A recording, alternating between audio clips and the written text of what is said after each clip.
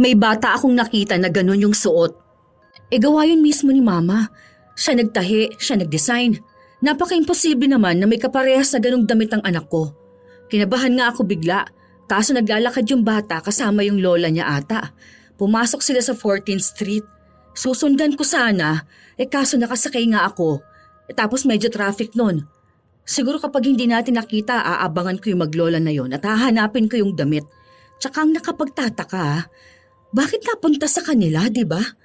Baka magnanakaw yung mga yun. Ang mga bata pa nun magnanakaw na. O kaya baka sa laundry shop yun, ibinigay sa anak niya o sa apo niya. Kapag mga magnanakaw talaga ang kakapal ng mga mukha. Yung bata na yun nagsusuot ng galing sa nakaw. Hindi naman po siguro ganon yon, ma'am. Baka po nagkataon lang. Hindi yun nagkataon.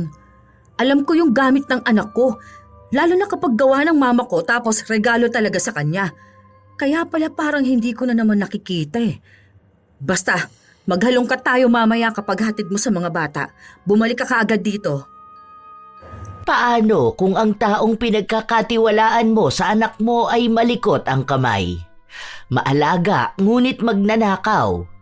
Dahil ganun ang ugali ni Heaven, hindi mahahalata na magaling siyang magnanakaw dahil din sa itsura at kabaitan niya. Pero ang pagiging magnanakaw niya ang magdadala sa kanya sa kaparusahan gamit ang itim na kapangyarihan. Magagawa niya pa kayang magbago? O habang buhay na lang din niya itong pagsisisihan? Bakit parang ang bilis namang maubos ng mga biscuits nila? Tapos yung Milo, kabibili ko lang nung nakaraan ha. Hindi po kasi tinitigilan ng dalawang bata, ma'am. Tinatago ko na nga po, kaso umiiyak naman po si Lala kapag hindi niya nakikita. Huwag mo masyadong sanayin ng mga bata ha. Matatamis yun. Ang sabi ko, pakakainin mo lang sila paminsan-minsan. Hindi itong araw-araw at palagi. Matatamis yung mga yun eh. O tapos yung chocolate pa rito, wala na rin. Ubus na oh. May isang balot pang kisses, di ba? Si Marco po kasi ang umuubos nun, ma'am. Hindi ko po alam na binabaon niya sa school. Nakita ko lang nung may mga balat na naiwan sa bag niya. Ay, naku naman. Hyper na naman ang mga batang yun. Kaya pala paggabi, hirap makatulog eh. Hindi na lang ako bibili ng chocolate. Kasi yung asawa ko naman ang bili ng bili. Sige na, asikasuhin mo na ang mga bata para makapasok na sa school. Papasok na rin ako sa trabaho. Halos mag-iisang taon pa lang si Heaven na namamasukan bilang yaya. Wala namang problema sa mga amo niya kahit na minsan ay masungit si Lavinia. Mababait naman ang mga bata. 2 ang inaalagaan niya. Isang 7 taong gulang at isang 6 na taon. Parehas na nagtatrabaho ang mag-asawa kaya lagi silang abala. May CCTV naman sa bahay pero hindi lahat ng parte. Madalas lang sa kwarto, sa sala at sa tapat ng gate. Meron naman dati sa kusina pero nasira yon dahil natuluan ng tubig nung may dumaang bagyo. Hindi naman na nila pinaayos dahil ang mahalaga sa kanila yung ibang parte lang ng bahay kung saan madalas na nakikita ang mga bata. Maayos naman kung magtrabaho si Heaven. Nakikita naman na may malasakit talaga siya sa mga bata pero iisa lang talaga ang mali sa kanya. Ang pagiging magnanakaw. Madali niya lang yung nagagawa dahil kabisado na niya ang buong bahay. Nung maihatid na niya ang kanyang mga alaga sa paaralan, siya namang punta niya sa kanilang bahay kung saan naroon ang kanyang 6 na taong gulang na anak na inaalagaan ng ina. Tulog pa si Jam. Hindi ko alam na pupunta ka rito. Gigisingin ko na lang, ma. Maya-maya pa naman ang break time ng mga alaga ko. Malapit lang naman dito kaya umuwi na ako. Lagi naman ako umuuwi, ma. Tsaka may dala pala ako para kay Jam. Ano yan? Ang dami naman ng pagkain na yan ah. Saan galing yan? Bigay to ng amo ko. Grabe, may isang balot na kisses pa ah. Ang bait naman pala ng amo mo, nagbibigay siya ng ganito. Bakit parang halos lagi-lagi na lang siyang nagbibigay? Ganun ba sila kayaman? Di ba hilig din naman siguro yan ng mga anak niya? Naku, pinapaiwas niya yung mga anak niya sa matatamis. Nagiging hyper kasi masyado. Tsaka may bagong damit pala si Jam. Maganda to, bagay sa kanya.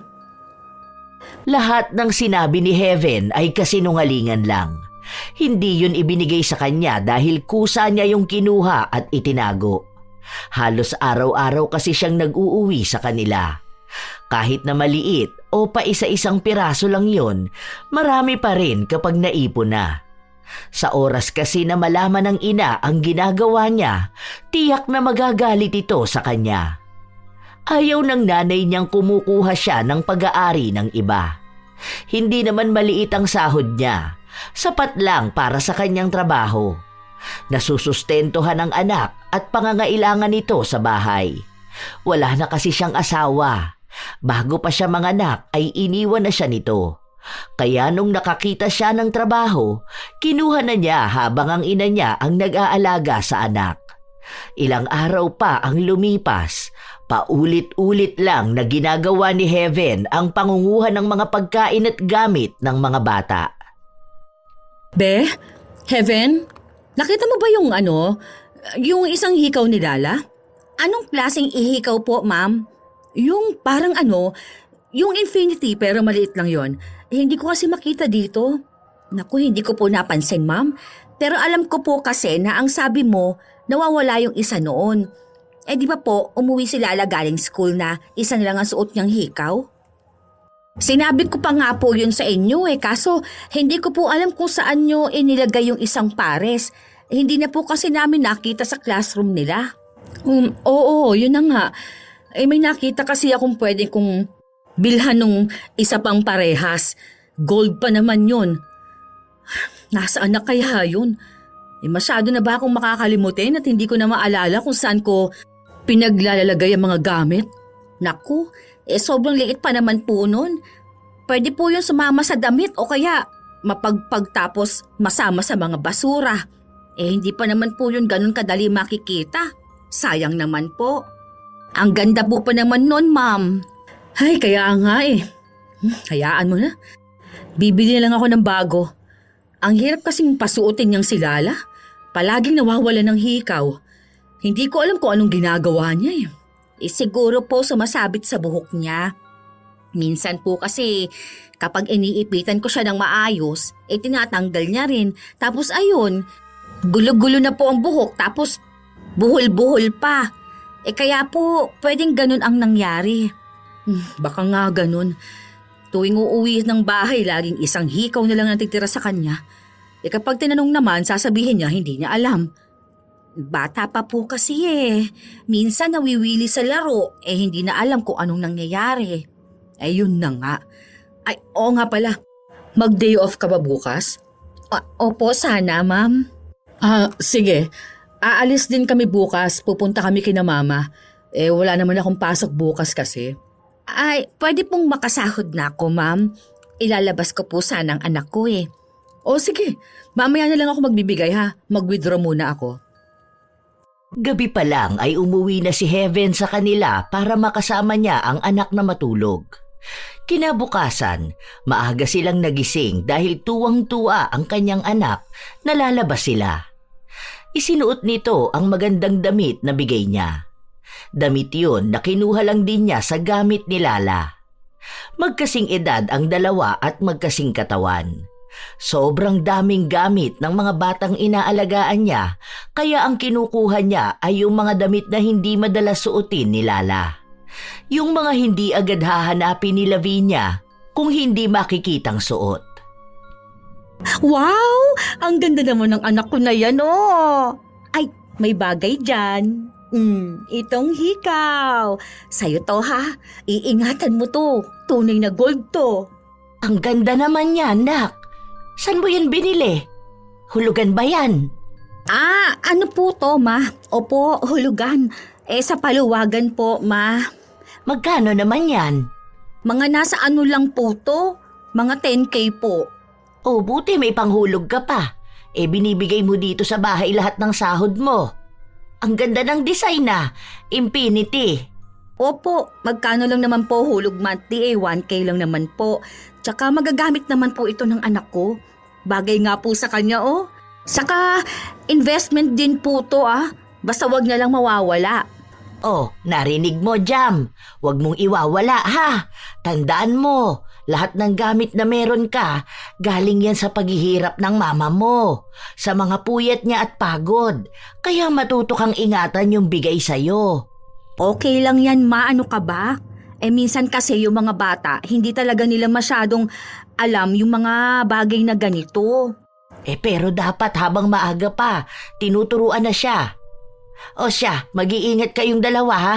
Huwag masyadong magbibili ng kung ano-ano. Hindi ka sasama?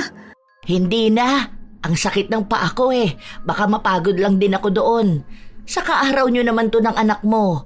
Basta tandaan mo lang ang sinasabi ko sa'yo. Huwag kang maggagastos masyado dun sa labas. Aba, matuto ka mag-ipon, ha? Huwag lahat ng hihilingin ng anak mong ipapabili niya, bibilin mo rin naman agad. Tuwang-tuwa ang anak ni Heaven dahil kasama na naman niya ang ina at gagala sila. Madaldal si Jam, kaya ang dami niyang kwento. Habang kumakain sila o kaya'y lumalakad, may mga sinasabi ang bata tungkol sa mga gamit na gusto niya. May mga nakikita si Heaven pero masyadong mahal ang presyo kaya hindi niya pwedeng basta bilhin. Ang alam niya lang, merong ganon ang kanyang mga alaga. Makakuha lang siya ng tamang pagkakataon, makukuha niya yon at maibibigay sa anak. Para kasi kay Heaven, gusto niyang maibigay ang lahat ng gusto ng anak. Kaya kahit na masama ang pagnanakaw, magagawa niya maging masaya lang si Jam. Nung bumalik na siya sa trabaho, balik na naman siya sa paunti-unting pagnanakaw. Be, may mga bago akong biling damit ng mga bata. Padala naman ako sa laundry mamaya, ha? Ay, sige po, ma'am. Dalahin ko na lang po pagkabalik ko galing ng school. Oo, sana. Doon pa rin sa sinasabi ko sa'yo, ha? Para walang nawawalang damit. Yung ibang shop kasi nagnanakaw ata. Parang feeling ko may nababawas sa damit ng mga bata Ano ba sa tingin mo? Kuha na lang kaya ako ng labandera tuwing Wednesday o laundry na lang? Laundry na lang po, ma'am. Kapag labandera po, hindi po sure na baka hindi lang damit ang nakawin sa inyo. Baka mamaya pati ibang gamit o kaya pera nyo nakawin pa nun. Mahirap na po magtiwala sa kung sino, ma'am.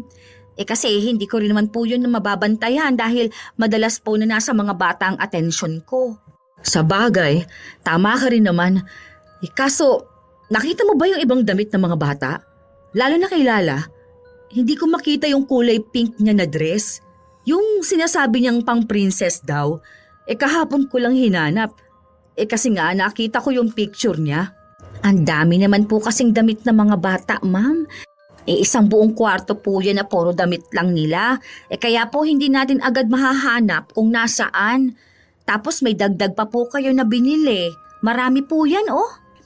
Oo nga, wala rin akong time Ang dami ko nang pinamigay na pinagliitan nila pero hindi pa rin talaga mabawasan.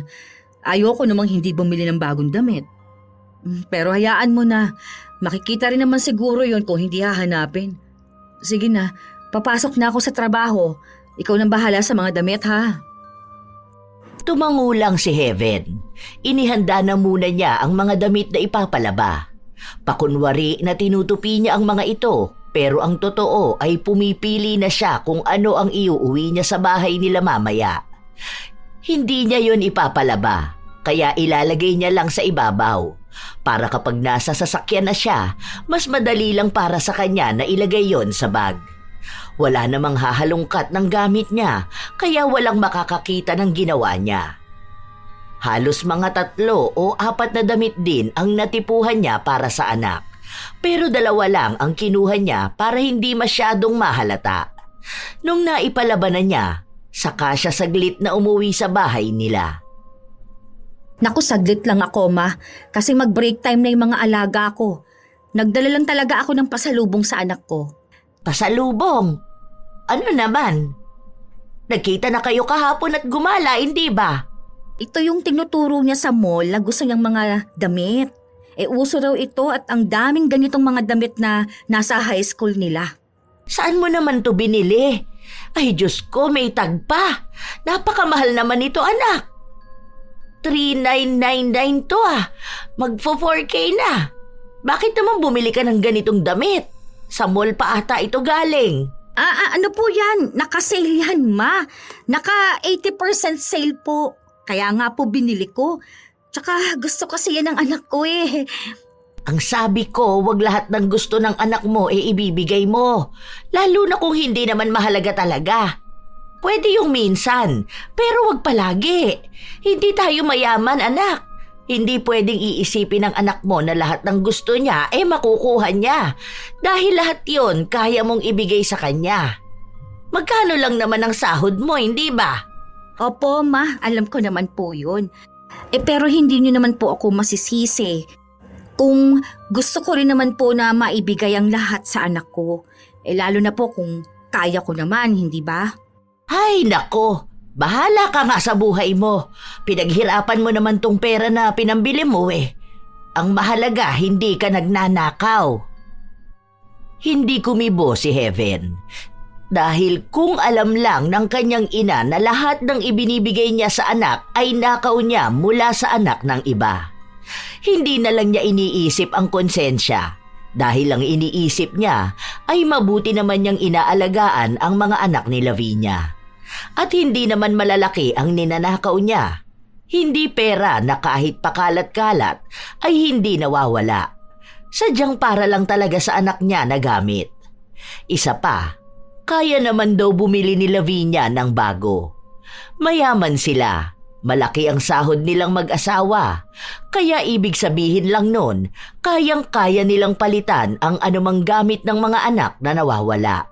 Hindi katulad niyang walang-wala at mababa pa ang sahod. Ang gusto niya lang naman ay makita ang anak na masaya. Kaya hanggat kaya niyang ibigay ang hiling nito, talagang ibibigay niya. Ilang araw pa ang lumipas, may hinahanap na naman sa kanya ang amo. Tulungan mo nga ako maghalongkat ng mga gamit. Mamaya ha, pagkatapos kumain ng mga bata. Hindi ako papasok ngayon. Ano po bang hinahanap ninyo, ma'am? Yung regalo ni Mama kay Lala. Yung bulaklaki na damit. Marami pong bulaklaki na damit si Lala. Ano pong klase? Yung suot niya nung birthday niya. Okay po. Baka andyan lang po sa natabunan. O kaya po nakasiksik kung saan. Bakit po? Ano po bang gagawin ninyo? Gagamitin po ba ni Lala? Parang may bata akong nakita na ganun yung suot. Gawa yun mismo ni Mama. Siya nagtahi, siya nagdesign. Napaka-imposible naman na may kaparehas na ganung damit ang anak ko. Kinabahan nga ako bigla kaso naglalakad yung bata kasama yung lola niya ata. Pumasok sila sa 14th Street. Susundan ko sana kaso nakasakay nga ako tapos medyo traffic pa nun. Siguro kapag hindi natin nakita, aabangan ko yung maglola na yun at hahanapin ko yung damit.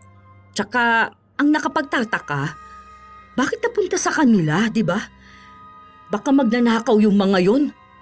Ang bata pa nun magnanakaw na. O kaya baka sa laundry shop yun. Ibinigay sa anak niya o sa apo niya.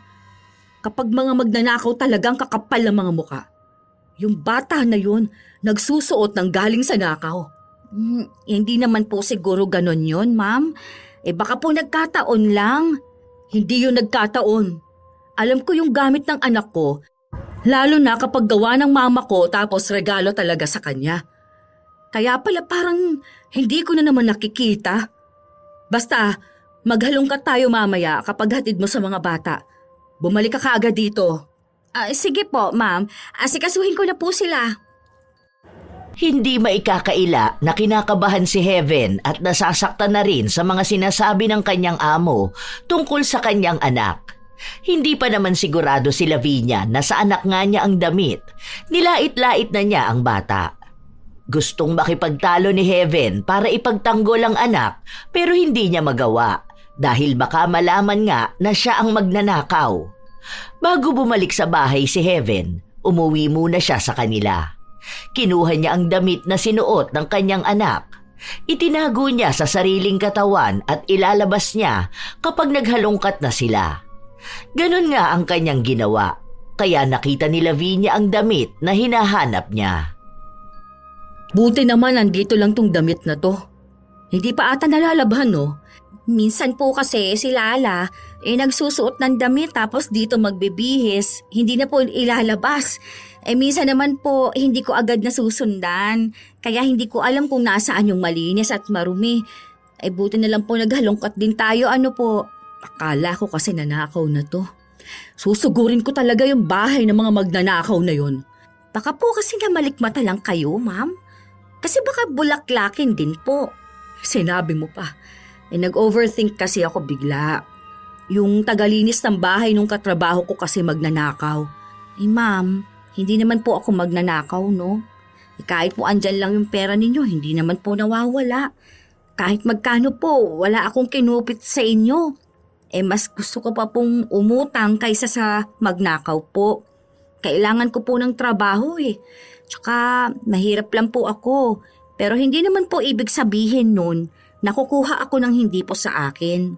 Hindi po ako ganun pinalaki ng nanay ko. Hindi ko naman sinabi na ikaw. Kasi ang iniisip ko ganito. Yung tao sa laundry shop. Baka may mga magnanakaw doon. Tapos kapag natipuhan ng tagalinis yung damit, ayun, kukunin niya at ipasusuot niya sa anak niya. Ay, grabe, no? Hindi man lang ba nahihiya yung mga ganong klaseng magnanakaw? Ay, pumapayag silang kainin o gamitin ng mga anak nila yung galing sa nakaw? Sa totoo lang, wala silang pagkakaiba sa mga korap na politiko.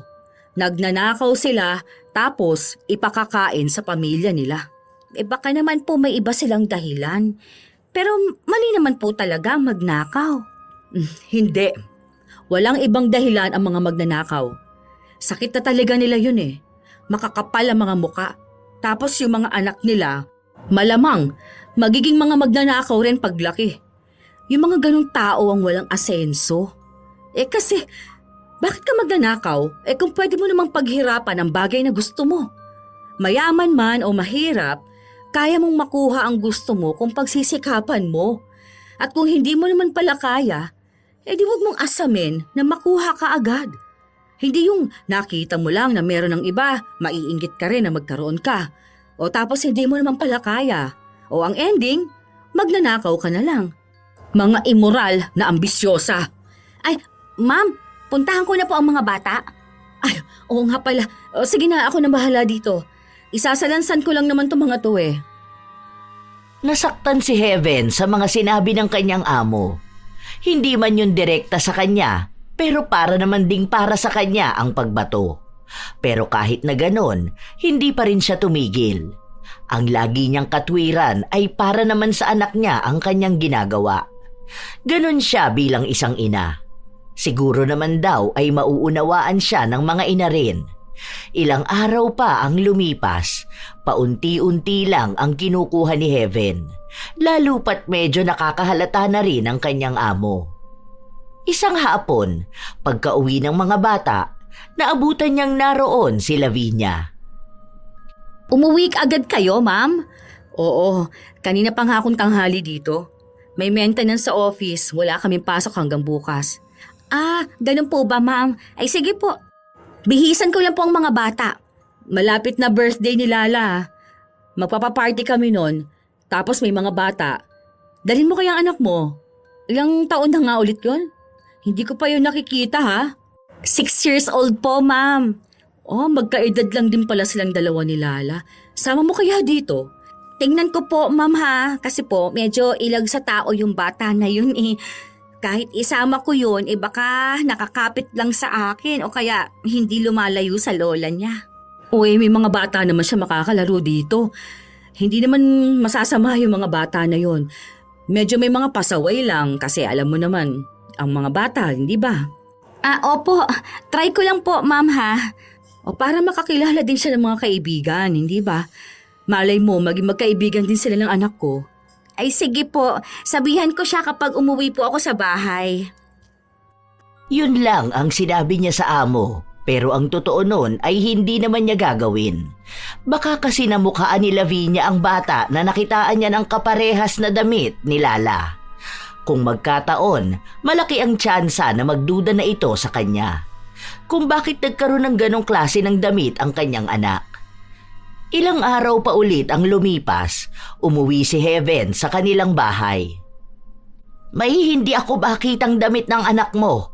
Yung bulaklakin, paborito niya pa naman yun. Isusuot niya raw sana kasi birthday nung kaklase niya kahapon. Hindi ko naman makita. Hayaan nyo na lang po kung hindi naman makita. Marami naman siyang magagandang damit, di ba? Oo nga, pero kasi hindi naman pwede na hahayaan lang yung gamit niya na mawala. Kailangan niya rin yun, no? Saka binili mo yun para sa kanya. May kamahalan yun. Sa susunod na day off ko po, hindi ako makakauwi. Pinapatulong po kasi ako ng amo ko para sa birthday ng anak niya. Puro nga po pambata. Mag-7 na kasi yun Meron silang parang party, ganun. Kapag mayayaman talaga, meron silang party kapag 7 years old na ang anak nilang babae, ano? Parang nagdebo. Ganun nga po. O sige, okay lang naman siguro yun. Sabihan mo na lang ang anak mo para hindi ka na rin hihintayin. Hindi siya pwedeng isama sa ganun. Hindi na ma, wag na po. Mahiyain naman yan Baka sa akin lang din yan magsusunod. May ibang bata po akong binabantayan. Ano ba yung dala mo? Kanina mo pa yan kinakapa dyan sa bag mo May ibibigay po kasi akong singsing kay Jam. Kaso hindi ko naman makapa dito. Ayun, ito. Partner to ng hikaw niya. Bumili ka na naman yan. Hindi ba ang sabi ko, huwag kang maggagastos ng ganyan. Inipon mo na lang sana yan dahil ilang taon na ang anak mo Nag-aaral na yan. Magiging magastos na yan sa mga susunod. Baka maging spoiled naman yan. Isa ko lang naman po siyang anak, ma.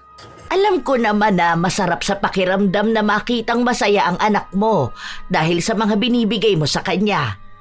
Pero material na bagay lang yan, anak. Hindi ibig sabihin na naibibigay mo yan, na ibibigay mo na rin yung pagmamahal na gusto niya. Minsan kasi hindi naman sa ganyan mo maipapakita sa anak mo na mahal mo siya Matalinong bata si Jam. Alam niya ang mga sakripisyo mo para sa kanya. Kaya kahit na wala niyan o wala nung mga mamahaling damit, bag o sapatos na binibigay mo sa kanya, mahal ka ng anak mo. Mas masaya siya kapag nakakasama ka niya. Kaya wag mong sanayin sa puro ganyan ng bata Ipaintindi mo na gusto niya ang isang bagay pero may panahon para doon. Hindi mo maibibigay lahat ng maganda para sa kanya. Naaano kasi ako, ma. Alam mo yung mga kaedaran niya ang gaganda ng mga gamit. Gusto ko na ganun din siya. Pero inaayon naman yan sa buhay, nak. Hindi nyo pa kaya sa ngayon, kaya huwag nyong pilitin, Hindi nakakaawa ang anak mo dahil hindi niya nakukuha yung ganon. Mas magiging nakakaawa siya kung lagi siyang maghahanap ng hindi naman niya kailangan. Hayaan nyo na lang po muna akong ibigay yung mga gusto ng anak ko. Dahil gusto ko rin naman pong ibigay sa kanya yun. Ay, ano pa bang magagawa ko? Desisyon mo naman yan Basta pinagsabihan na kita, Ay, may ikukwento pala ako sa'yo. Kilala mo si Marie? Yung may kinakasamang tomboy? Yung dating nangungupahan dyan kay Ate Mirna? Oo, yun nga. Alam mo ba na may pumunta sa bahay nilang mga pulis? Di ba may anak din yun? Bago sila nagsama ng tomboy niya, may isa na talaga siyang anak. Opo, bakit naman daw may mga pulis? Nagnakaw daw yun. Nagnakaw? Sa bakery siya nagtatrabaho, di ba? Yun nga rin ang akala namin. Abay, hindi pala. May 2 buwan na ata siyang wala sa bakery. Namamasukan siyang kasambahay doon sa malaking bahay dyan sa may kanto. Oo. Yung may kulay brown na gate? Oo, doon nga. Nalaman na nagnanakaw siya ng mga alahas tapos pera sa amo niya. Alam mo ba kung paano siya nahuli? May secret na CCTV nga daw ang amo niya, tapos nakikita siya. Hinahayaan lang muna siya para may ebidensya na makuha sa kanya.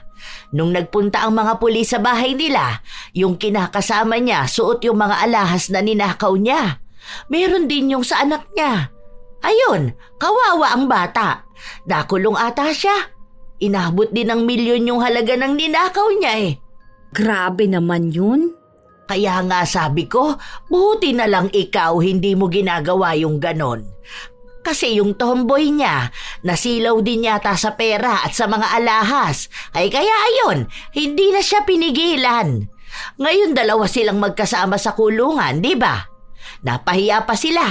Yung anak nila kukunin ata ng DSWD dahil wala namang mag-aalaga doon. Hindi naman kasi dapat ganun ang ginagawa nila. Masama kayang magnakaw. Kaya nga, basta ikaw kahit na anong mangyari, wag kang magnanakaw ha. Huwag kang magpapasilaw sa mga material na bagay na maganda lang sa mata. Napaka makasalanan ng mga taong magnanakaw. Nasa 10 utos ng Diyos na huwag kang magnanakaw. Basta tandaan mo lagi ang payo ko ha. Hindi bali nang magsuot ng lumang damit kaysa bago at mamahaling galing naman sa nakaw. Opo, Ma. Hindi naman po ako ganong tao, ano? Kahit itanong niyo po sa amo ko, hindi sila nawawala ng pera. Hindi lang naman pera ang ninanakaw, nak. Maraming pamamaraan ng pagnanakaw. Sa gamit o sa pagkain. Basta alin doon, wag na wag mong gagawin. Opo naman, Ma. May pambili po ako, ano? Hindi naman po ako kukuha ng gamit ng ibang tao. May mga sale naman po akong nakikita. Alam ni Heaven na kapag nabuking siya, maisusumpa rin siya ng kanyang ina. Kaya mas lalo siyang nag-iingat dahil ang daming mga kasambahay na magnanakaw. Ilang araw pa ang lumipas, wala namang nahuhuli si Lavinia. Hanggang sa sumapit na ang kaarawan ni Lala. Abala ang lahat. Nagdahilan na lang si Heaven na may ginagawa kasi ang kanyang anak kaya hindi ito makakasama. May pupuntahan din daw itong kaarawan ng kanyang pinsan. Ang dami namang regalo ni Lala. Ang lalaki pa nung iba. Ano na naman kaya mga yan? Kapag mga laruan yan, ang dami na naman niyang laruan. Hindi naman niya malalaro yung mga yan eh. Tatambak na naman nila yan sa isang kwarto. Ganito ba kapag mayayaman? Sana mabigyan ko rin ng ganito ang anak ko. Gusto ko na sa birthday niya, magsusuot din siya ng magandang dress.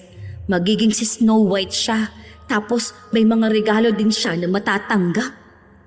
Ang naiisip lang ni Heaven ay ang kanyang anak.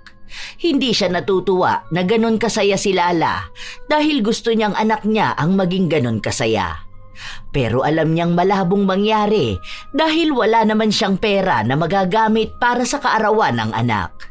At mas lalong hindi papayag ang kanyang ina na magiging ganoong kagarbo ang pagdiriwang ng kaarawan ni Jam. Ilang oras pa ang lumipas, pagod na pagod si Heaven sa kasusunod sa dalawa niyang alaga.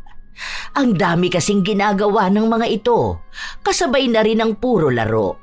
Hanggang sa matapos ang buong araw, agad na nakatulog ang dalawang bata. Ay, grabe, nakakapagod tong araw na ito. Tulog nga po yung dalawang bata. Si Lala hindi na nakapagbihis, natulog na agad. Pero napalitan ko naman na po ng damit. Tapos pinunasan ko po ng bimpo. Bukas na lang po siya maligo. Napapagod na nga rin ako Inaantok na ako. Ay, Diyos ko. Kaso, paano naman yung mga regalo ni Lala? Bukas na yung iba dun Ako na lang pong bahala, ma'am. Ako na po mag-aayos nun. Ipapasok ko na lang muna sa kabilang kwarto tapos tsaka na po ako magpapahinga. Sure ka ba na kaya mo pa? Opo. Maghihinsaw pa po kasi ako bago ako matulog. Ako na pong bahala, ma'am. Magpahinga na po kayo. Sige, salamat talaga at nandyan ka. Hindi ko alam kung anong klaseng pagod meron ako kapag walang tulong mo. Sige na, pasok na ako sa kwarto ko. Ang ibang mga regalo na natanggap ni Lala ay nakabukas na. Ang hindi pa lang nabubuksan ay yung mga malalaking regalo. Ang dami kaya inisa-isa ni Heaven kung ano yung mga nabuksan na. May nakita siyang malaking manika. Hala, ito yung pinapakita sa akin ni Jam na gusto niyang manika. Ang ganda naman pala nito. Halatang mamahalin yung huling nakita kong presyo nito nasa 6K. Hindi naman siguro makikita ni Lala kung may mawawala siyang laruan. Ang dami naman dito sa kwarto niya. Hindi naman niya ginagamit. Tsaka, ang dami niyang bubuksan na laruan Ibibigay ko na lang to sa anak ko. Palihim na itinago ni Heaven ang manika sa likod ng bahay. Inilagay niya yon sa mga halaman na hindi agad madaling halungkatin. Hindi naman kasi nagpupunta doon ang mga amo niya, kaya hindi nila makikita na may nakatago roon. Kinabukasan, maagang nagising ang mga bata. Ang diretsyo nila ay sa mga regalo. Uy, wag na muna kayo dyan. Ay, ang kukulit naman. Magluluto pa nga lang ako ng pagkain ninyo. Mamaya na lang yan, ilalabas ko na lang ulit yan tapos sa sala ninyo buksan. Dahil atat ang dalawang bata na magbukas ng mga malalaking regalo, hindi nila pinakinggan ang kanilang yaya. Habang nagsasalita si Heaven, nagising naman ang kanyang mga amo. Hayaan mo na mga bata, ganyan talaga sila. May pasok po ba kayo, ma'am? Wala, si sir mo lang ang meron. Sakit ng ulo ko, hindi ako papasok. Gusto mo bang mag-day off ngayon? Magdala ka kaya ng pagkain sa inyo? O may cake pa dyan, malaki pa yon. Hindi naman yun kakainin ng mga bata eh. Alam ko may lechon pa rin dyan eh, tapos yung spag. May lumpia pala kaso hindi pa luto. Iuwi mo na yung mga yon. Ay, sige po, ma'am. Mag-aasikaso lang po ako ng pagkain ng mga bata. Mag-iinit lang po ako ng pagkain. Tuwang-tuwa si Heaven dahil makakauwi siya. Kailangan na lang muna niyang gawa ng paraan ang pag-uwi ng manika na itinago niya. Dahil abala nga ang mga bata at ang amo, na itago niya sa bag na dala ang manika. Inilalim niya yon at tinakpan ng mga pagkain. Hindi naman siya nahalata dahil wala namang pakialam ang amo sa bitbit niya. Ganon nakatiwala si Lavinia. Pagka-uwi ng bahay ni Heaven, tulog pa ang anak. Akala ko ba'y sa susunod na araw pa ang day off mo? Pinag-day off po ako ng amo ko, ma. Hindi naman daw po siya papasok sa trabaho niya eh. Pinauwi niya na rin sa akin yung ibang handa. Wala naman daw pong kakain dun. Ang bait talaga ng amo mo, ano? Ano bang itsura nun? Sana naman makilala ko rin siya. Ang dami kong ipagpapasalamat sa kanya. Naku, medyo masungit yun sa hindi niya kilala. Hayaan niyo na po siya. Ako na po ang gigising kay Jam, ha? Oh, ano naman itong manika na ito? Natapunan na yata ng sarsa yung box. Regalo ko po yan kay Jam. O saan mo naman ito nabili? Regalo mo? Katatapos lang ng birthday niya na. Next year pa siya magse-7. Bakit po? Kapag may birthday lang po ba dapat magre-regalo? Hindi naman. Pero kasi kapag ganitong mahal to, di ba? Saan ka ba talaga kumukuha ng pera? Huwag mo sabihin na nagnanakaw ka rin. Ma, may trabaho ako. Minsan nagbibigay ng extra ang boss ko, lalo na kapag may iba siyang pinagagawa sa akin na labas sa trabaho ko bilang yaya. Yun po ang iniipon ko para makabili ng para sa anak ko. Pinaghirapan ko pong lahat yan, ma. Paano nung nakaraan may binigay kang gold, tapos ito naman ngayon? Medyo nagdududa naman ako sa ginagawa mo, nak. Kinakabahan ako na baka gumagawa ka ng masama. Huwag ka pong kabahan, ma. Wala akong ginagawa na labag sa utos ng Diyos. Hindi ko po yan kinuha. Akin po yan. Binili ko po yan para sa anak ko. Kasi matagal ko na pong iniipon pambili niyan eh. Naalala ko kasi nung birthday ni Jam. Yan yung gusto niya. Ang kaso lang wala naman po akong ipon ng mga sandali na yun. Kaya sabi ko, sa susunod na lang. O kaya ayan po. Nung kaya ko na mabumili, binilihan ko na po siya. May tiwala naman ako sa'yo, nak. Alam ko na hindi mo naman talaga gagawin yung ginagawa ng ibang tao. Kasi alam ko naman na alam mo kung ano ang tama at mali. Saka, hindi ka rin naman papayag na gagamit ang anak mo ng nakaw. Opo naman, ma. Galit nga po ako sa mga magnanakaw na politiko, di ba? Di galit din po ako sa mga magnanakaw. Kapag galit ako sa gawa nila, hindi ko naman po yun kagawin, syempre. Buti na lang talaga at may disiplina ka. Galit din ako sa mga magnanakaw. Ayokong maging masama ang tingin ng iba sa akin. Dahil kung magnanakaw ang isa sa mga anak ko, alam kong mali ako bilang isang ina. Dahil hindi ko kayo nagabayan ng maayos. O siya, gisingin mo na ang anak mo at kakain na kamo tayo. May ice cream pa. Paborito niya to. Natatamaan na naman si Heaven sa mga salita ng kanyang ina patungkol sa magnanakaw. Alam niya kasi sa kanyang sarili na isa siyang magnanakaw, hindi nga lang daw katulad ng iba. Dahil para sa kanya, ang pagnanakaw ng mga gamit at pagkain ay mababang klase ng kasalanan. Buong araw silang magkasama ng anak niya. Masaya si Jam sa regalo na natanggap niya. Ipinagmalaki niya pa ito sa kanilang mga kapitbahay. Kinabukasan, pagbalik ni Heaven sa bahay ng kanyang amo, may itinanong agad sa kanya. Anong klaseng regalo po ba, ma'am? Ito oh. Tingnan mo tong picture na to. Itong nasa ibaba ni Lala. Manikaya na ganito yung laki. Kukuhanan ko sana ng picture at isisend sa tita niya. Kaso hinahanap namin kahapon, wala naman. Hindi ko po napansin yan, ma'am. Baka naiwan sa venue? Hindi ah. Alam ko walang naiwan doon. Nahuli akong sumakay ng kotse, wala naman akong nakita. At saka ang sabi ni Lala, yun daw ang una niyang isinampas sa sasakyan. Kaya malamang naiuwi natin yun. Hindi ko makita oh. Nagtingin na po ba kayo sa loob, ma'am? Oo, kahapon pa nga yun eh. Hindi ko talaga mahanap. Regalo pa naman yun ng tita niya. Mamaya po, ma'am. Ako na po maghahanap. Sige nga, pahanap ako. Nai-stress ako sa paghahalongkat ha. Hindi naman daw yun binuksan ni Lala eh. Hindi naman daw niya inilapag kung saan. Tulog na tulog kasi siya pag uwi ng bahay, hindi ba? Papasok na ako sa trabaho. Sige na, balitaan mo na lang ako kapag nakita mo ha. Napapairap na lang si Heaven dahil sa paghahanap ni Lavinia ng gamit. Sinasabi niya sa kanyang utak na wala lang naman sa kanila ang regalo na yon. Mawala man daw yon, kaya naman nilang bumili kahit 3 piraso pa. Nagpanggap siyang naghahanap kahit na alam naman niya kung saan makikita. Noong sinabi niyang wala nga roon ang manika, hindi na ulit pinahanap sa kanya ni Lavinia. Akala niya ay maayos na ang lahat. Akala niya ay tahimik na sa usapin ng mga gamit na nawawala. Hanggang sa isang araw. Gusto mo bang mag-day off bukas? Aalis kasi kami. Dadalhin ko yung mga bata kina mama. Aalis kami ngayon na. Kung gusto mo, umuwi ka na lang din muna sa inyo.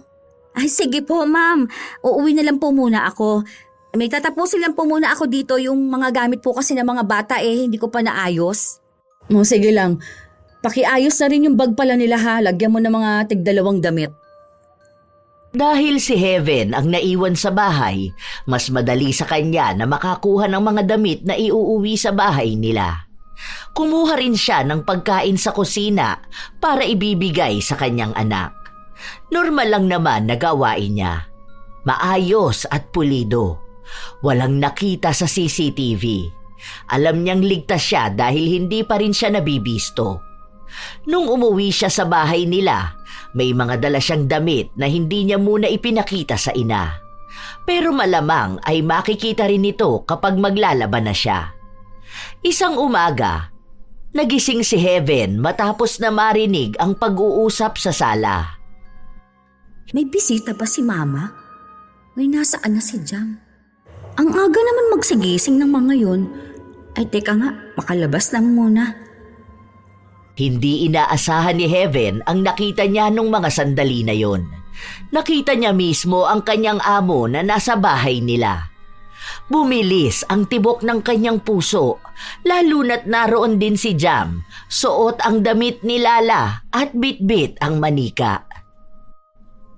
Ano pong ginagawa niyo rito, ma'am?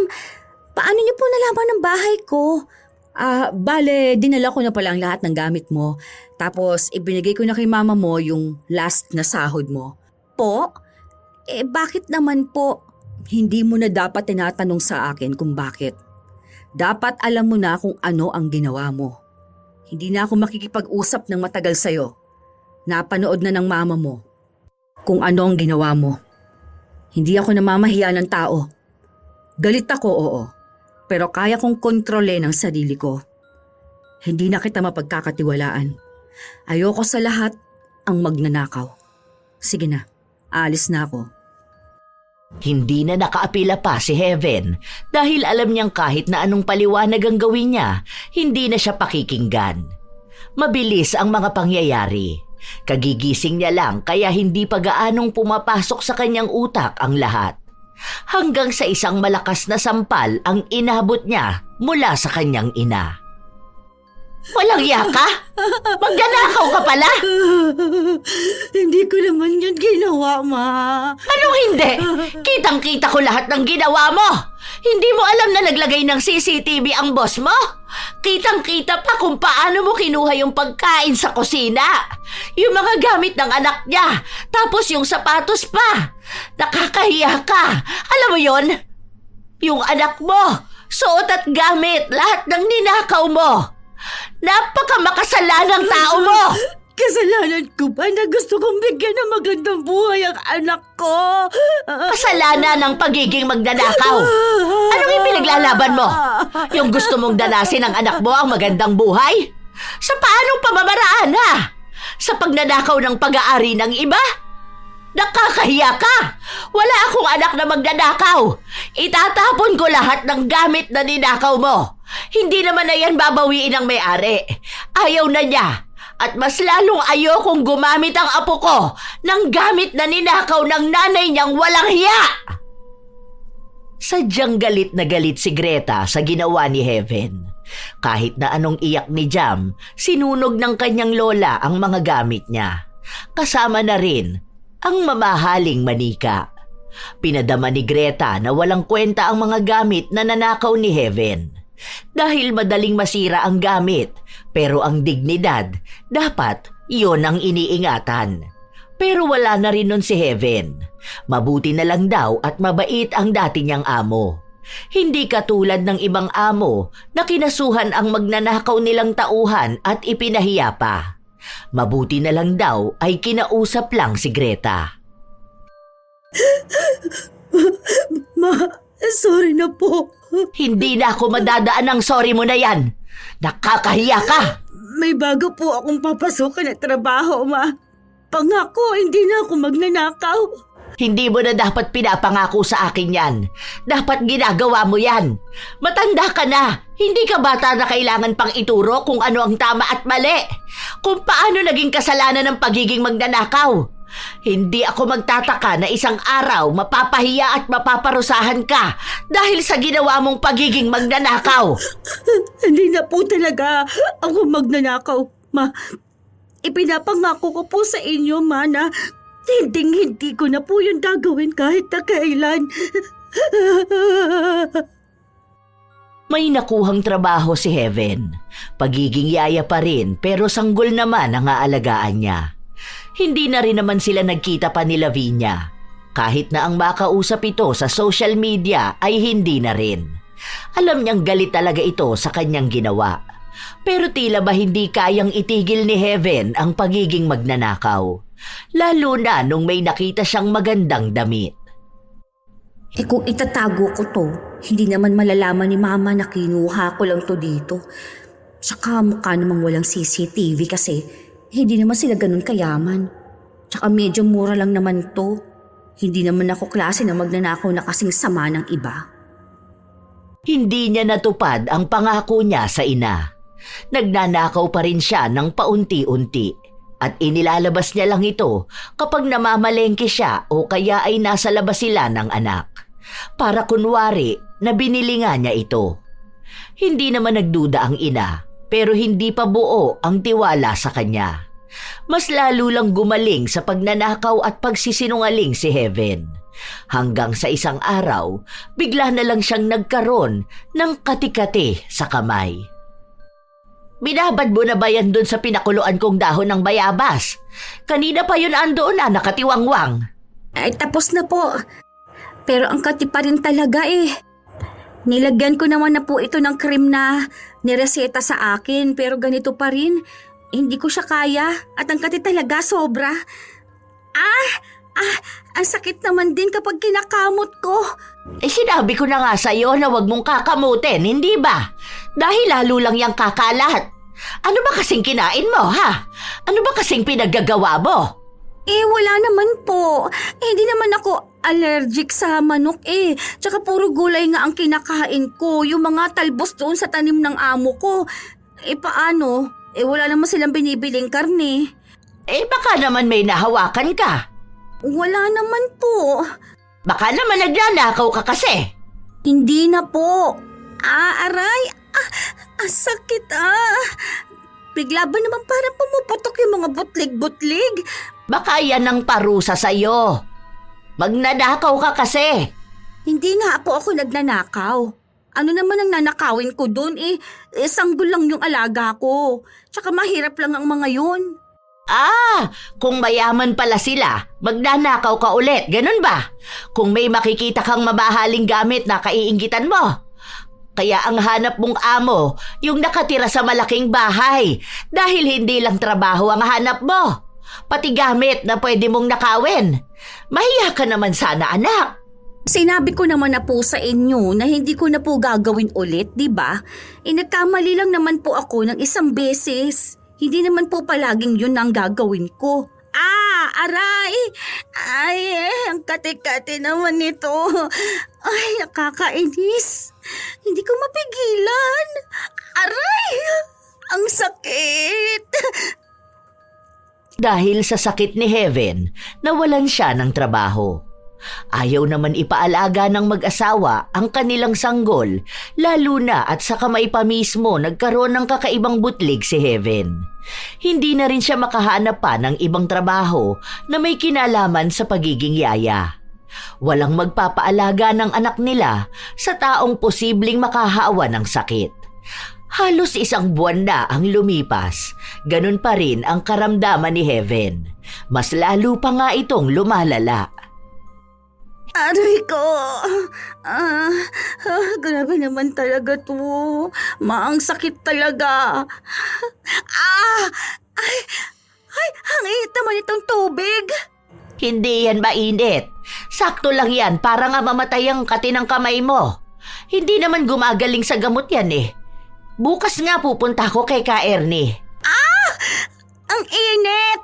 Aray ko! Sino naman yun ha? Ang sakit! Albularyo yon. Ano naman meron? Aray. Huwag mong ganyanin, mga sakit. Ang init kaya! Anong meron sa albularyo? Magtatanong ako at baka may nasagi kang engkanto. O kaya may nabuhusan ka ng mainit na tubig. Naalala ko kasi noon nagkaganyan ng kuya mo. Yun pala may nabanlian akong hindi nakikita.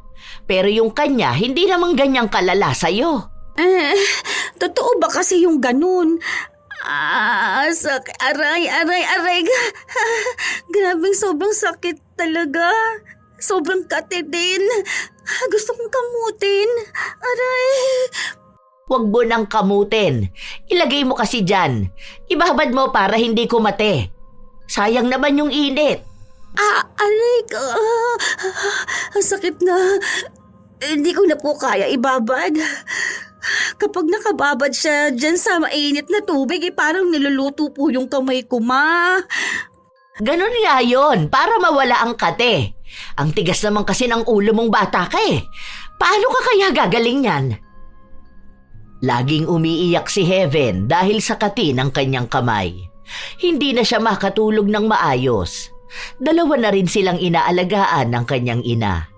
Mas lalong naging mahirap ang buhay nila dahil wala siyang trabaho at hindi naman pwedeng magtrabaho ang ina dahil may problema ito sa kalusugan.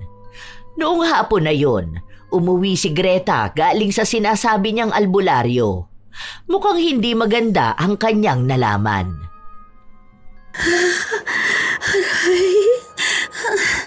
Anong sabi sa'yo, ma?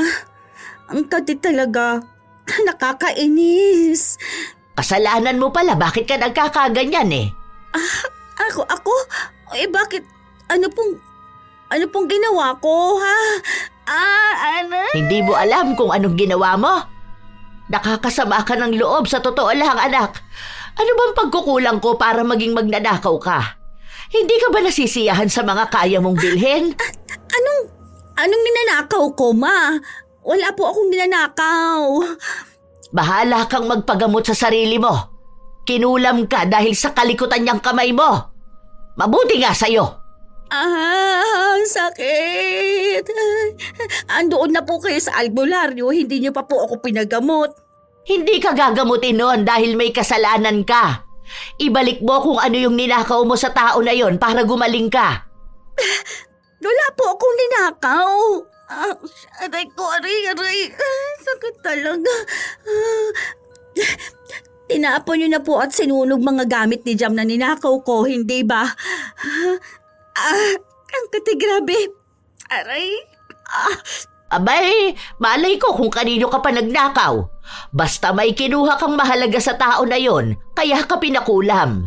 Kailangan niya yon at may ibig sabihin sa kanya yung gamit na yon. Hindi lang yun basta kung anong nabibili sa kung saan. Malay mo regalo sa kanya ng mahalagang tao. Kasi lahat ng gamit may kwento. Kung ninakaw mo yung mahalaga sa kanya, aba, ay deserve mo naman talaga na makulam ka. Aray ko, wala po akong ninanakawan, ma. Hindi ako ang mahihirapan dyan sa pagsisinungaling mong ganyan. Pagod na akong pangaralan ka pa. Bahala ka na sa buhay mo. Gawin mo na lang kung ano yung tingin mong tama para gumaling ka. Buhay mo yan. Hindi kita sasaluhin sa kasalanan mo. Galit ako sa magnanakaw, kaya hindi ko matatanggap na may anak akong magnanakaw. Tama lang yan sa'yo. Tama lang parusahan ang makasalanang tao. Hindi na pinilit pa ni Greta na umamin ng kanyang anak. Dahil hanggat hindi naman sinasabi at tinatanggap ni Heaven ang mali niya, hindi naman niya mapapagaling ang sarili. Kahit na anong pagmamakaawa ni Heaven sa ina na maghanap ng albularyo na pwedeng magtanggal ng kulam, hindi ito ginagawa ng ina. Sapat nang nalaman niyang may kasalanan ng anak.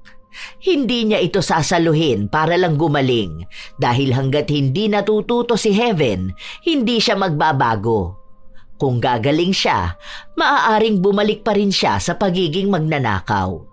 Baka umabot pa sa punto na makukulong na ito o kaya ay mas lalo silang mapapahiya. Ama, grabe ang sakit na niya. Sobra. Parang inuukit yung balat ko. Parang kinakalkal sa kati. Tapos kapag tinamot ko po, sobrang sakit. Aray ko. Ma, maawa ka naman sa akin, no? Tulungan mo naman ako. Tinutulungan naman kita, hindi ba? Sinasabi ko sa'yo kung ano ang kailangan mong gawin. Hindi lang basta sakit yan. May kasalanan ka.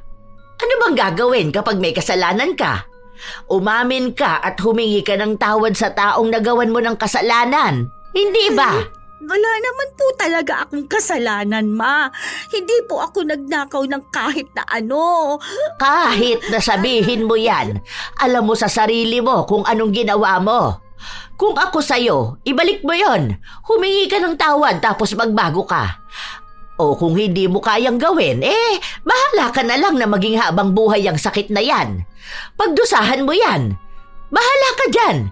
Baka kung kailan huli na ang lahat, doon ka pa magsisi. Nagsisi naman na po ako sa ginawa ko kay Ma'am Lavinia. Hindi nga sa kanya, di ba? Malamang sa ibang tao. Ang mahalagang gamit na nawala sa kanila ay hindi lang basta mamahalin. May mahalagang gamit sa isang tao na hindi sa presyo nakabatay, kundi sa halaga ng nagbigay at ng sandali. Kaya ginto man yan o bato, kung mahalaga sa isang tao, nakakagalit talaga ang pagnanakaw. Sakit talaga, ma. Tulungan mo na lang po ako. Pangako talaga, hindi ko na gagawin magnakaw ng gamit ng iba. Hindi ko na po uulitin. Ow! Bakit sa akin ka lang humihingi ng tawad? Hindi ka lang sa akin may kasalanan. Saka hindi na dadaan sa puro salita lang ang pagbabago. Hindi yan yung sasabihin mo ngayon tapos lihim mo palang ginagawa. Nagtiwala pa naman ako sa'yo na nagbago ka na nga.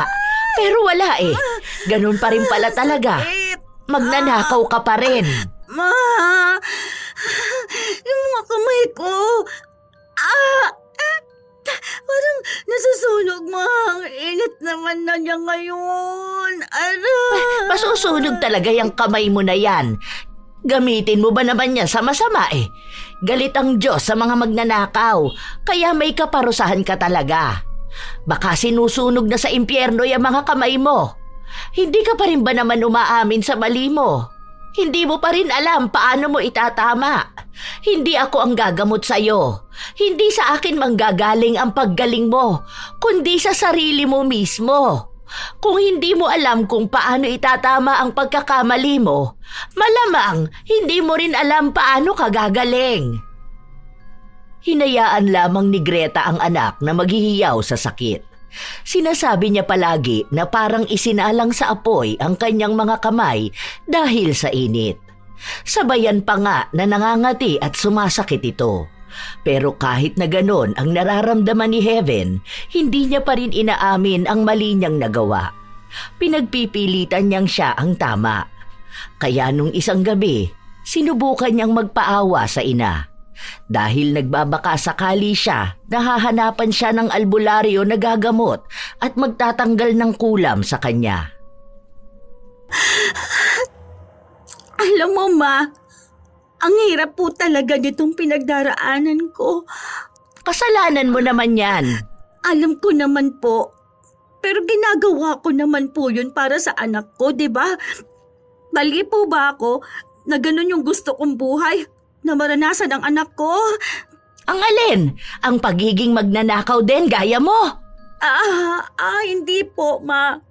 Yung marangya po. Kasi ako po mismo, hindi ko yun naibigay sa sarili ko eh. Kaya baka pwede ko po yung maibigay sa anak ko. Pero hindi ko po kaya eh. Iisa lang ang naisip kong paraan. Yung pagkuha ng mga gamit ng ibang tao. Mayayaman naman po sila, di ba? Hindi naman po nila kailangan ng mga gamit na yun eh. Alam ko yung ginagawa mo. Nagpapaawa ka sa akin para intindihin kita. Para kampihan kita at para sabihin ko sa'yo na tama lang yung ginawa mo kasi para sa anak mo yon. At bilang isang ina, maiintindihan kita na gusto mo lang maranasan at maibigay sa anak mo ang buhay na gusto mo. Pero mali ka. Hindi kita kakampihan kahit na anong gawin mo. Anak mo ko, ma. Sana naman po maintindihan mo ko. Anak kita. Kaya mas lalong hindi ko maintindihan kung kailan nagsimulang maging magnanakaw ka. Kasi ina ako, alam ko kung ano ang kailangan at gusto ng anak ko. Nagpakahirap ako sa inyo ng mga kapatid mo para lang mabigyan kayo ng maayos na buhay. Hindi man maganda katulad sa hangad nyo. Pero tinulungan ko kayong maabot yon. Kaso, ikaw yung unang gumawa ng mali sa sarili mo, hindi ba? Nagpabuntis ka habang nag-aaral ka pa. Tumigil ka tapos naging yaya ka. Nung naging yaya ka, naging magnanakaw ka naman. Alam mo, mas masakit ito para sa akin. Kasi anak kita eh. Pero hindi ko matanggap na magnanakaw ka. Ginawa mo yung kasalanan na pinakakinagagalitan ko sa lahat. Alam mo, kaunti na lang ang ilalagi ko sa mundo. Hindi ko kayang iwan ang apo ko sa ina na gaya mo. Huwag mo akong dramahan dyan sa sakit mo. Dahil una sa lahat, ginusto mo yan. Ginawa mo yan. Kasi kung patuloy kang magnanakaw, magiging masaya ka lang pansamantala. Pero yung magiging parusa mo sa kabilang buhay, wala yung katapusan. Mali siguro na ako ang naging ina mo. Pero sana, hindi yun ang maramdaman ng anak mo. Na mali siya na ikaw ang naging ina niya. Wala nang mas masakit pa dito, anak. Pero gusto ko lang naman talaga na maging masaya ang anak ko. Hindi yan ang magpapasaya sa anak mo. Ilusyon mo yan ng saya. Kasi ikaw yung kailangan ng anak mo eh. Ina na gagabay sa kanya sa tama. Hindi ina na gumagawa ng masama. Kasi hindi siya yung may kailangan ng mga gamit na yon. Ikaw lang ang may kailangan nun. Dahil inggitera ka. Nagnanasa ka sa pag-aari ng iba, kaya ninanakaw mo. Hindi mo kasi kinikilala ang Diyos, kaya ganyan ka gumawa ng kasalanan. Hindi ako ang magpapabago sa'yo dahil ikaw mismo ang magpapabago sa sarili mo. Kung gusto mong itago sa ngalan ng anak mo ang kasalanan mo, sa huli, ikaw pa rin ang sisingilin yan. Kung gusto mong idamay ang anak mo, hindi ko na hawak yon. Desisyon mo na yon bilang ina. Desisyon mo na yon bilang tao. Sinadya talaga ni Greta na sabihin ng mga salitang yon para naman magising ang kanyang anak. Na hindi lahat ng bagay pwede niyang daanin sa pagdadrama at pagsasabi ng mga bagay na magpapawala ng kasalanan niya. Ginawa niya yon. Dapat lagi siyang handa sa pagsingil ng kabayaran. Hindi man alam ni Greta kung maaapektuhan ba ang anak sa mga salitang sinabi niya, pero mukhang naging daan ngayon para mapagtanto ni Heaven ang pagiging makasalanan niya. Ilang araw pa ang lumipas, hindi nagrereklamo si Heaven kahit na naririnig siya ng ina na madalas umiyak dahil nasasaktan. Minsan pa nga ay nakikita niya itong umiiyak mag-isa. Hindi lang alam ng ginang kung dahil ba sa sakit o dahil sa mga mali niyang nagawa. Hanggang sa isang araw, napansin niyang umalis si Heaven. Hindi niya alam kung saan ba ito nanggaling. Hapon na nung umuwi ito. Saan ka naman nagpunta? Hindi ka man lang nagpaalam sa akin Baka kung ano na namang ginawa mo. Alam mo na nga na may sakit ka kung saang lupalop ka pa nagpupunta. Pumunta lang ako dun sa dati kong amo, yung may sanggol. Oh, ano naman ang ginawa mo ron? Humingi po ako ng tawad sa kanila. Ibinalik ko na rin yung lumang laruan tapos yung jacket na kinuha ko. Sakto nag-e-empake na sila kasi lilipat na sila ng bahay.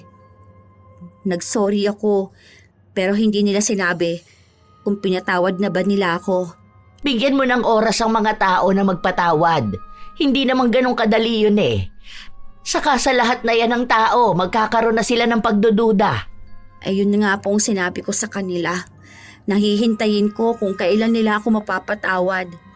Nalaman ko nga na yung ninakaw ko, galing pala yun doon sa tatay nung lalaki. Yung laruan, ginawa daw mismo nung tatay nung lalaki. Yun daw mismo yung kahuli-hulihang nagawa nun bago namatay. Kaya mahalaga raw yun sa kanila. Ewan ko ba kung bakit pati yun natipuhan ko. Ang ganda ba naman kasi. Oh, ngayon alam mo na kahit maliit na bagay lang na nanakawin mo, malaking bagay na yon para sa ibang tao. Opo, ma. Kaya lang, hindi ko alam kung paano gagaling itong kamay ko. Makati pa rin talaga Hindi ko alam kung dadalhin ko ba sa albularyo o ano ba.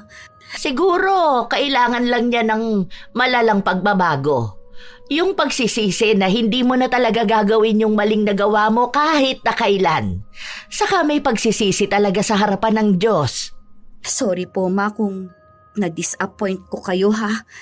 Sorry po kung naging mali ako. Hindi niyo po kasalanan kung bakit ako ganito. Ginawa niyo naman po ang lahat para pangaralan at tulungan ako. Sadyang ako po talaga yung may mali Ako po yung hindi makontento. Sorry po, ma, ha? Sinabi ko na sa'yo na hindi ako tumatanggap ng sorry, na walang pagbabago. Kasi walang kwenta ang sorry kung gagawin mo lang ulit kung ano yung inihingi mo ng tawad. Noong mga sandali na yon, gumawa ng paraan si Heaven para magbago siya. Lagi siyang sa simbahan humihingi ng tawad. Nagdarasal siya ng mga pagkakamali niya. Inihihingi niya ng tawad at tinatanggap na nagkamali talaga siya. Nagpapalagay din siya ng langis sa kanyang mga palad para gumaling ito. Halos 1 taon ang lumipas bago siya gumaling. Hindi niya alam kung paano. Basta ang alam niya lang ay nagbabagong buhay na talaga siya at tunay nga ang kanyang pagsisisi. Isang beses, habang naglalakad siya pa uwi, nasa lubong niya ang dating amo. Hello po, ma'am. Kumusta na po kayo at ang mga bata? Okay naman kami. Miss ka na nga nila si Lala nakita ka raw nung isang araw kaso hindi ka niya matawag kasi nasa tawiran ka yata. O ikaw ba? Okay naman po. Ma'am, sorry po pala dun sa mga nagawa ko sa inyo ha. Sorry po kung nasira ko ang tiwala ninyo sa akin. Sorry po. Sana wag mo na yung gawin sa mga magiging amo mo. Maawa ka sa kanila at mas maawa ka sa sarili mong kaluluwa. Hindi ko na po yun gagawin sa kahit na sino, ma'am. Natuto na po ako sa mga nangyari sa akin. Sana po makakita kayo ng yaya na tunay na maaasahan po ninyo. Hindi po kagaya ko na sinamantala ko pong lahat ng kabaitan ninyo. Meron na akong nakuha. 1 taon na nga siya sa amin eh. Mabait siya sa mga bata. Hindi rin kami nawawala ng kahit na ano. At kung ano man yung nangyari noon, hayaan na lang natin. Hindi talaga ako magagaliting tao. Pero once na ma-disappoint ako, hindi na yun mawawala. Kaya pasensya ka na ha kung medyo ilag ako sa'yo. Basta sana lang, wag mo na ulit gagawin yun. Dahil mahirap na makatsyempo ka ng amo na masama ang ugali at hindi ka titigilan hanggat hindi ka napaparusahan. Ha? O sige, mag-iingat ka na lang palagi ha. Ramdam ni Heaven na hindi na sila magkakaayos ni Lavinia. Tanggap na rin naman niyang gano'n na talaga yon.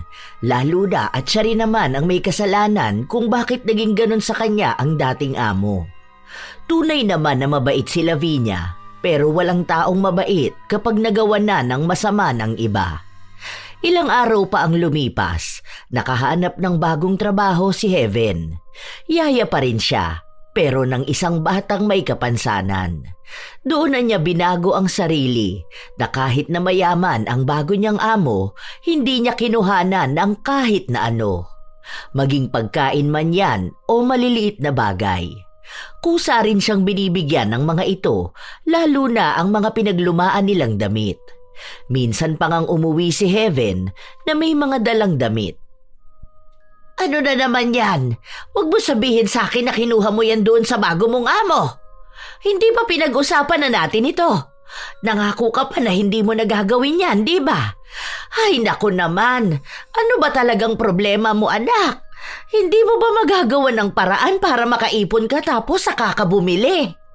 Si mama naman tamang hinala agad eh. Ayan yung chat sa akin ni Madam O. Kunin ko raw yung isang bag na nasa gilid ng higaan ng alaga ko. Kasi yun daw yung mga gamit na hindi na nila kailangan. Kung gusto ko raw na iuwi ko. O ayan basahin mo. Teka nga, wala akong salamin. Sandali. Saan ko ba yun inilapag? Baka mamaya gumagawa ka na naman ng dahilan mo para lang hindi kita mahuli. Wala nga akong ninakaw na kahit ano doon. Bigay nila sa akin yan. Kita mo na. Ayan na talaga ang convo namin. Basahin mo lahat ha. Tsaka kahit puntahan mo pa siya dun sa bahay niya, sasabihin niyang bigay niya sa akin to. Buti naman. Ang akala ko kasi kung saan mo na naman nakuha yung mga gamit mo na yan. Baka nagnanakaw ka na naman. Alam mo naman na ayaw kung gano'n ang ginagawa mo. Aba, baka talagang makulong ka na niyan. Kapag nakulong ka, hindi ka namin dadalawin ng anak mo. Iuuwi ko yan sa probinsya tapos hindi na kayo magkikita ulit. Baka maapektuhan pa siya sa mga ginawa mo. Sinabi ko na nga na magbabago na ako, di ba? Kailangan ko ng trabaho, ma. Tsaka kailangan ko na rin maging malinis. Nagawa ko yun ng minsan, pero ipinangako ko rin sa Diyos na hindi na ako uulit na maging magnanakaw po. Kaya huwag kayong mag-alala, ma ha. Hindi po ito nakaw. Nabasa mo naman na bigay sa akin. Medyo nagduda kasi ako na may dala ka eh. Nadala na ako dun sa nangyari noon. Naakala ko binili mo o binigay ng amo mo yung inuwi mo. Yun pala ninakaw mo lang. Ang dami mong pagsisinungaling sa akin noon. Opo. Alam ko naman talagang mali ko yon, ma. Kaya nga po hindi ko na ginagawa, hindi ba? O kita niyo po ba itong mga nasa kamay ko? Ito po mga marka ng kamot at mga pinagdaanan ng butlig. Oo, dahil yan yung mga marka ng parusa sa'yo. Buti nga gumaling pa yan eh. Akala ko nga hindi na yan mawawala sa kamay mo. Opo, lagi ko itong nakikita. Ibig sabihin lang po, laging pinapaalala sa akin kung ano po yung naging kaparusahan ko nung mga panahong magnanakaw pa ako. Kaya itong mga marka sa kamay ko, ang nagpapaalala sa akin na huwag ko nang gagawin yung mga nagawa ko noon. Kaya maniwala po kayo sa akin, Ma. Nagbago na po ako. O siya, andun ang anak mo, puntahan mo na lang. Ewan ko kung anong laman niyang mga dala mo. Pumasok ka na at magsasarado ako ng pinto. Ang daming lamok! Pinanindigan talaga ni Heaven ang kanyang pagbabago. Hanggang ngayon ay yun pa rin ang kanyang amo. Nakatulong ang kanyang sahod para sustentuhan ng ina at anak. Minsan, ang amo niya ang nagbibigay ng pang-ulam nila. Ang mga lumang gamit nila ay pinapauwi na niya kay Heaven. Malaking tulong na rin yon sa kanila. Pero mas naging malaking tulong sa kanya ang pagbabago niya. Wala na sa kanya ang takot na baka isang araw bigla na lang siyang mapahiya o kaya ang kanyang anak at pamilya. Na baka bigla rin siyang makulong. Naging maayos din sila ng kanyang ina na lagi siyang pinaaalalahanan sa buhay. Hindi lang sa pagkakaroon ng kasalanan sa pagiging magnanakaw, kundi maging sa ibang bagay na rin. Sadyang may mga taong nauuwi sa pagnanakaw ang inggit. Nagsisimula ito sa simpleng paghanga hanggang sa maging paghahangad at sa bandang huli, pag-aangkin ng mga bagay na hindi naman talaga sa kanila. Hindi agad ito masama sa paningin ng gumagawa dahil binabalutan ng dahilan ang kasalanan. Para sa pamilya, para sa anak, para lang minsan. Ngunit ang pagnanakaw, gaano man kaliit ay nananatiling pagnanakaw at may kaakibat itong kapalit. Kahit pa sabihing simpleng pagkain lang, paisa-isa lang hanggang sa may mga gamit na di agad napapansin. Ngunit kapag nasanay na ang kamay sa pagkuha, nasasanay din ang isip sa pagsisinungaling. Pero ang ganitong gawain, hindi lang naman gamit ang nawawala, kundi respeto at tiwala.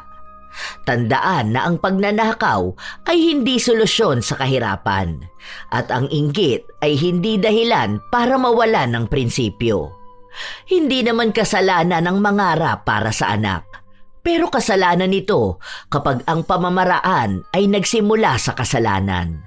Dahil wala nang mas nakakahiya pa sa taong magnanakaw. Kayo ba mga apo, nakakilala na ba kayo ng taong magnanakaw? At ano rin ang inyong opinyon tungkol sa ginawa ni Heaven? Ibahagi nyo na yan kasama ang inyong sariling karanasan sa mga taong magnanakaw. Naway nakapaghatid ito ng magandang aral. Shout out sa ilan sa mga masusugid na tagapakinig ng mga istorya ni Lola Telang.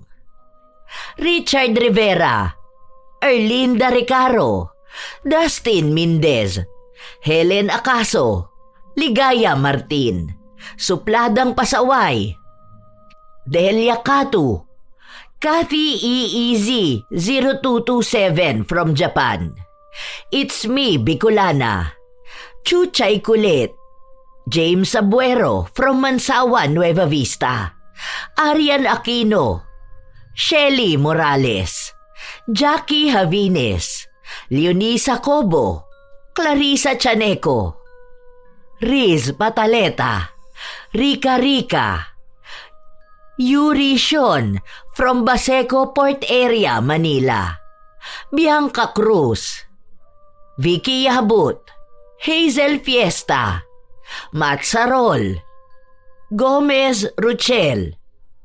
Ito ang inyong Lola Telang at maraming salamat sa palagi ninyong pakikinig mga apo.